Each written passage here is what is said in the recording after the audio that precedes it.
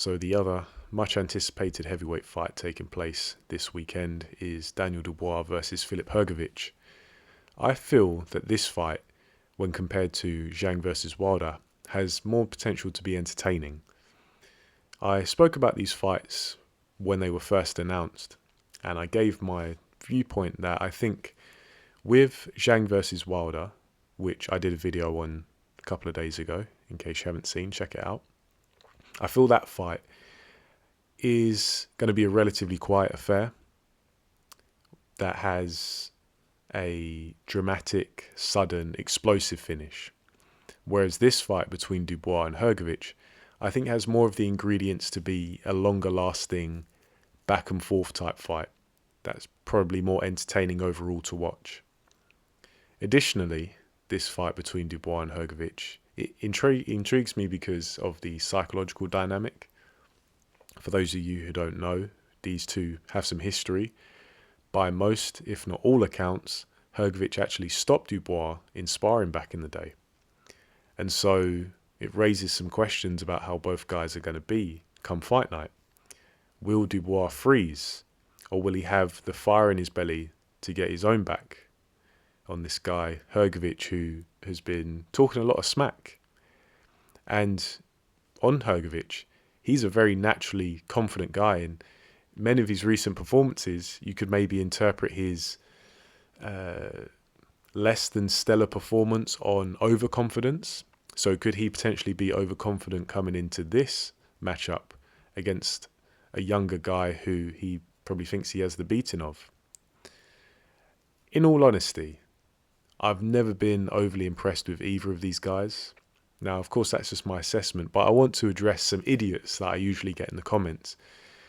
Firstly, there was one donut who, when I gave my impression of this fight when it was first announced, he seemed to take issue with the fact that I was using "I think," in my opinion, a lot in that video, but completely missed the point where in the title of the video it said Dubois versus Hrgovic, my initial impression, or something along those lines. So it is my opinion. I didn't think I'd have to explain that, but clearly you get some very stupid people on the internet. And secondly, when I say I'm not impressed with a fighter, some people take issue with it and they say, "Oh, well, what have you done in the ring at Matchboxing? Show us your professional boxing record or your titles that you've won, blah, blah, blah." Well, yeah, when I'm saying I'm not impressed by a particular fighter, I'm not comparing them to myself, you idiot. I'm comparing them to their contemporaries. So it's relative to me being impressed with one of their rivals over being impressed with them. Of course, I'm not comparing myself to a world-level heavyweight fighter. I didn't think I'd have to explain that, but as I say, some very low IQ in the comment section.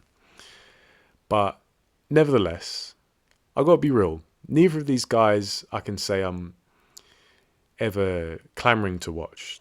I don't think they're the real top tier at heavyweight. I think they're good, solid fighters by all means, but I don't see them as being elite.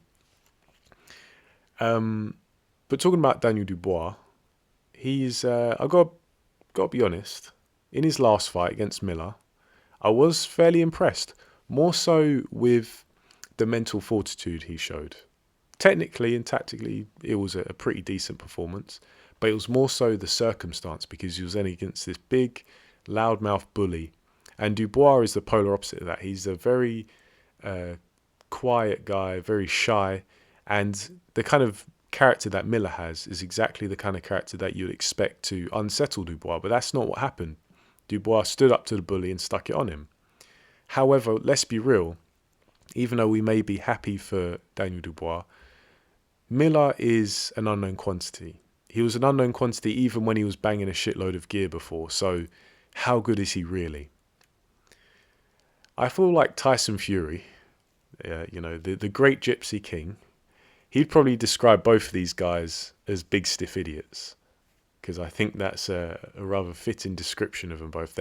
Neither one of them is a particularly free-flowing mover in the ring, although with Hrgovic there is a bit more of a languid aspect, and I think Hrgovic will aim to keep this fight at long range, because that's where he's best suited, that long-range boxing, using his height, his reach, and to his credit, some subtle boxing, usually to time his opponents, has that reliance on a long jab and a long right hand.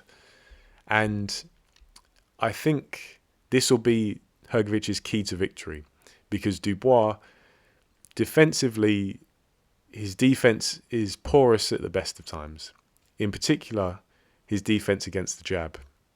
Dubois is no stranger to having his head rocked back several times around by a decent jab against different opponents.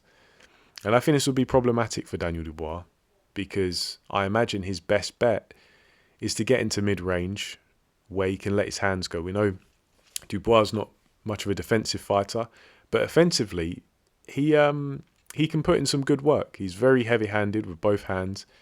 He is a decent combination puncher, and he's not much of an overthinker. So if he gets his opportunity to let his hands go, a lot of times he does take it. And that's not to say that I don't see Daniel Dubois having success with his jab, because I think he will. He's got a very solid ramrod jab, but I think it's a bit too uniform. And I imagine that Hrgovic will be able to nullify it after he's tasted a few, and he's like, yeah, I don't want to get hit by that again. And I think once that happens and Hrgovic is maybe nullifying that Dubois jab, I think that's when we're going to see Dubois maybe become a bit more aggressive and really look to make his strengths count, getting closer, using those offensive bursts in that kind of mid-range.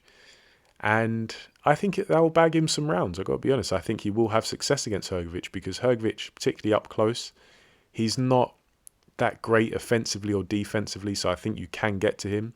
However, he's got a serious chin, Hrgovic. I think in the moment we didn't appreciate how tough Hrgovic is, but if you look at that Zhilei Zhang fight and you see some of the punches that Hrgovic took, and then after that see what Zhang has done to Joe Joyce and Joe Parker, two guys with very good chins, all of a sudden it's like, wow, Hrgovic can take a punch. Not that he should probably leave his chin out hanging in front of Daniel Dubois, but I think I don't see much vulnerability in the punch resistance department in Filip Hrgovic. So even though Daniel Dubois probably will have success with those offensive barrages, I don't think they're going to really be enough unless he can really nail Hrgovic consistently and completely knock him off his construct, stun him, and just tattoo him with shots, which could happen, but I wouldn't be willing to bet on it. And I think even though Dubois will probably have these moments of success up close, I think in doing so, for his troubles, he's probably going to have to eat some clean shots at long range before being able to work at that closer range. And I think that's just going to result in too much damage accumulating over a fairly long fight. And so I do think Dubois will put in a brave effort.